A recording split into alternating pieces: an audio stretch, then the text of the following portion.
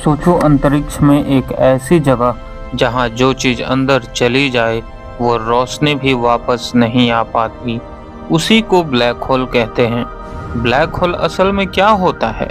Black hole कोई खाली गड्ढा नहीं, यह बहुत ज्यादा घना क्षेत्र होता है जहां गुरुत्वाकर्षण इतना ताकतवर हो जाता है कि कुछ भी आसानी से बाहर नहीं निकल पाता है। आखिर ब्लैक होल से क्यों कोई चीज बाहर नहीं निकल पाता? रोशनी भी ब्लैक होल के अंदर से कभी भी बाहर नहीं निकल पाती, क्योंकि ब्लैक होल के पास पहुंचते ही उसे बचने के लिए बहुत ज़्यादा स्पीड चाहिए और रोशनी से तेज कुछ नहीं जाता। अब बात करते हैं कि ब्लैक होल के चारों तरफ एक तरह की सीमा होती है जिसे कहते हैं इवेंट होराइजन। इस सीमा के अंदर गए तो फिर वापसी का रास्ता संभव ही नहीं है। तो आखिर ब्लैक होल के अंदर ऐसा क्या होता है? इवेंट होराइजन के अंदर बिल्कुल पक्का होता है। यह विज्ञान के लिए भी बहुत कठिन सवाल है, लेकिन एक विचार है कि केंद्र में सिंगुलैरिटी जैसी स्थिति हो सकती है।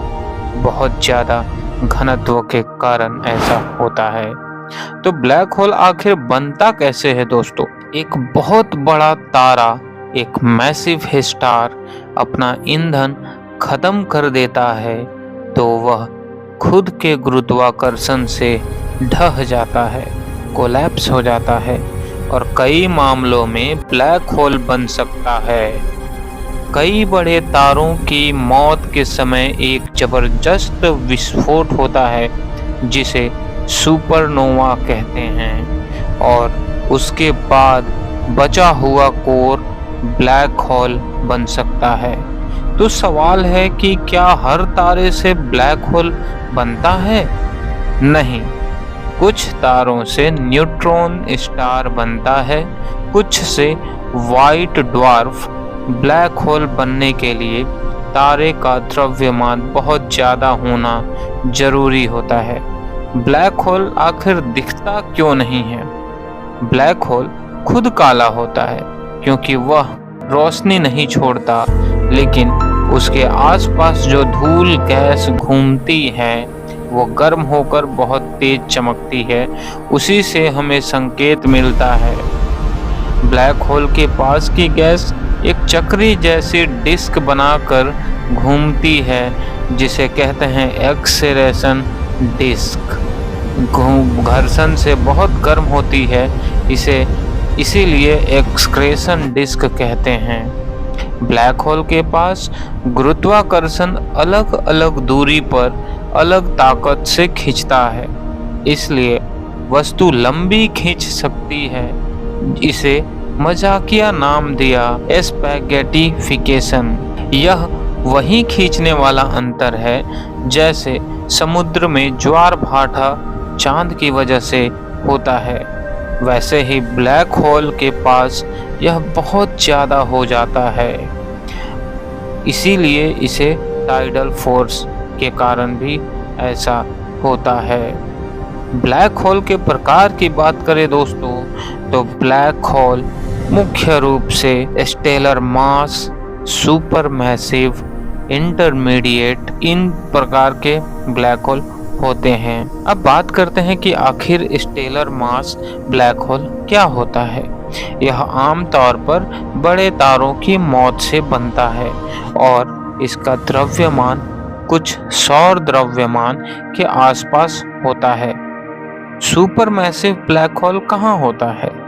ज़्यादातर आकाशगंगाओं के केंद्र में एक सुपरमैसिव ब्लैक होल होता है जिसका द्रव्यमान लाखों अरबों सूर्यों के बराबर हो सकता है। हमारे मिल्की वे केंद्र में भी ये है क्या?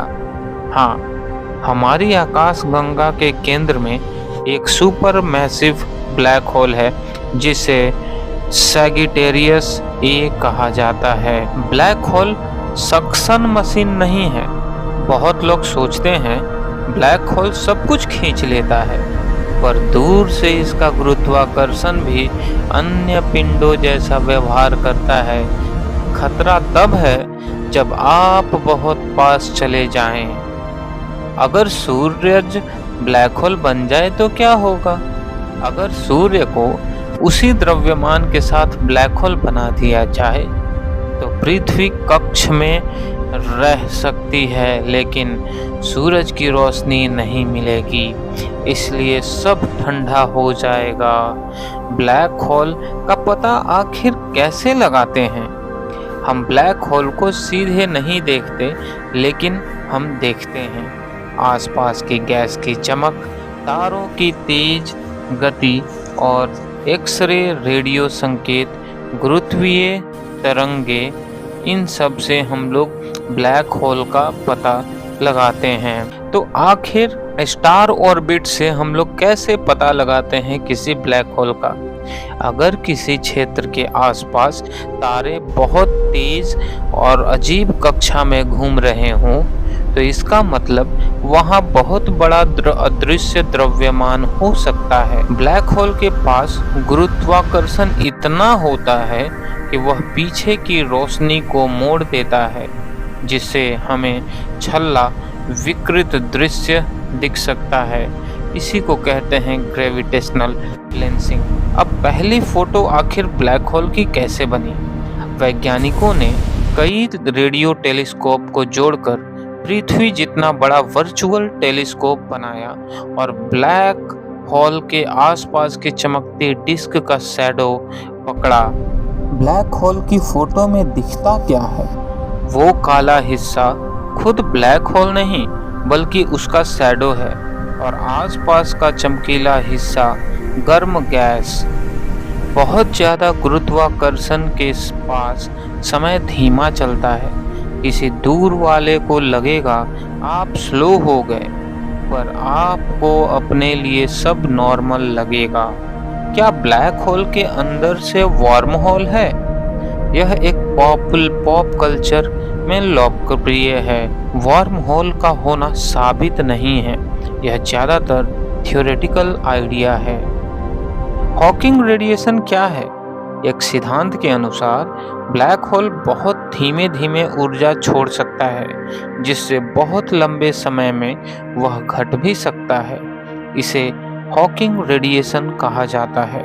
तो क्या ब्लैक होल खत्म हो सकता है? सिद्धांत के अनुसार उत्तर है हाँ, लेकिन यह प्रक्रिया इतनी धीमी हो सकती है कि सब अकल्पनीय है। ब्लैक होल कितने खतरनाक है? अगर आप उनके पास नहीं जाते तो कोई डर नहीं। हमसे बहुत दूर वाले ब्लैक होल हमारी रोजमर्रा की जिंदगी को नहीं निगलते, लेकिन अगर पास गए तो क्या होगा? पास जाने पर पहले तेज विकिरण, गर्म गैस का खतरा, फिर टाइडल फोर्सेस और इवेंट होराइजन के अंदर जाने के बाद वापसी नहीं हो सकती। ब्लैक होल क्यों जरूरी है? ब्लैक होल हमें गुरुत्वाकर्षण, स्पेस टाइम और ब्रह्मांड के सबसे एक्सट्रीम नियम समझने में मदद करते हैं। यहीं से फिजिक्स की नई सीमा खुलती है। तो ब्लैक होल का मतलब है बहुत घना क्षेत्र, बहुत शक्तिशाली गुरुत्वाकर्षण, इवेंट होराइजन, समय की वापसी। हम उसे सीधे नहीं देखते, संकेत देखते हैं। अगर तुम चाहो तो मैं इसी टॉपिक पर ब्लैक होल बनाम वार्म होल या टाइम डायलेशन पर अलग से एक धमाकेदार वीडियो बना सकता हूँ। तो ऐसे साइंस एंड टेक्नोलॉजी के वीडियो, ज्ञान विज्ञान की बातें देखने के लिए सब्सक्राइब करिए हमारे चैनल को। मिलते हैं नए वीडियो में।